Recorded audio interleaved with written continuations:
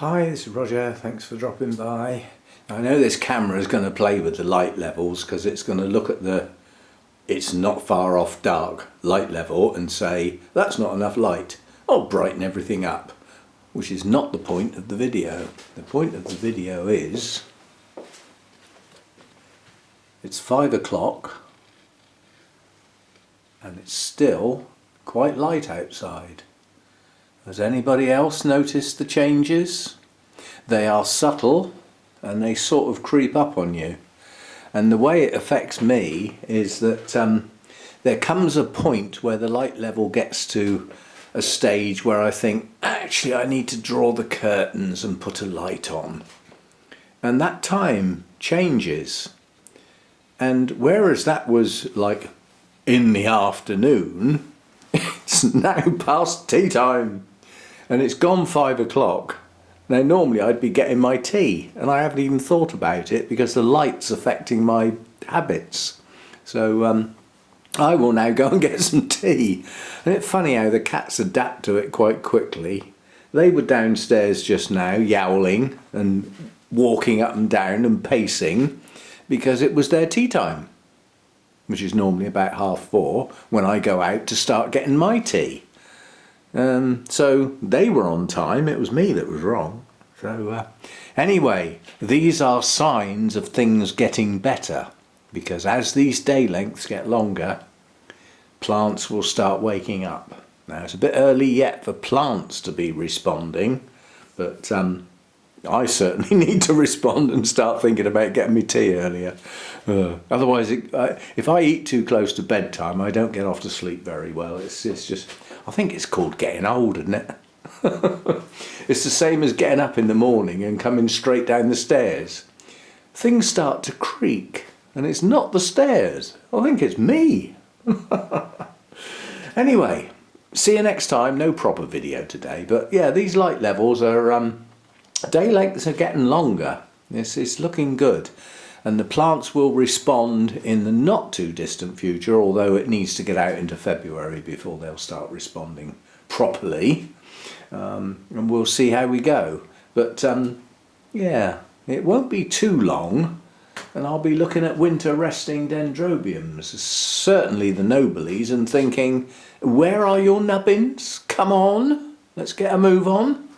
Get some action here. Because basically once the twinkles are over, I know I've got this splash here, these are not a seasonal thing. They're just going to come round as and when bulbs mature, and that can be any time. I doubt if they were bought at this time of year in bloom, because where would I have been to buy them? And you know, I wouldn't have been at a show or anything like that, would I? So as I said, with the Oncidium, certainly with the intergenerics, they will come into bloom as their bulbs head towards maturity and the spikes will start, and that's not necessarily an annual event. At the same time each year it can vary, and a lot of it will depend on how well they're grown.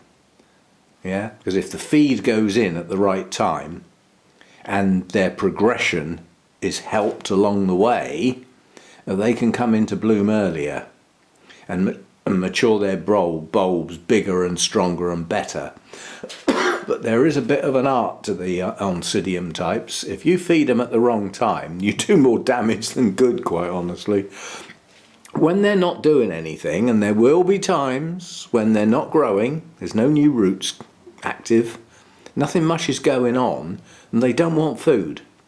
That food will sit in the media and send it off, basically, and it doesn't do the roots any good having a TDS value around them that they're not going to absorb because they don't need it. They won't take it on if they don't need it. Simple as that. So yeah, feeding Oncidiums is quite a bit of an art form, and when you've got a collection like mine at all different stages, like some in bloom, I haven't, you know, in fact I haven't got anything in spike at the moment. They're either in bloom or they're not. But yeah, I can't keep regulating what gets what food with the number of plants I've got, so I have to generically either feed or not in a watering run. That's all I can do. So sometimes things get fed when they shouldn't be, really. And from this growing season, I might address that. It might be as simple as when I'm doing a feeding run, if I come across something that shouldn't get any food, then it can just have water. Now that's a bit of extra work, but it only means having 2 sources of water available, doesn't it? It's not a big deal, really. So we may go down that road. I can't believe what this camera's doing. It looks like I've got grow lights on.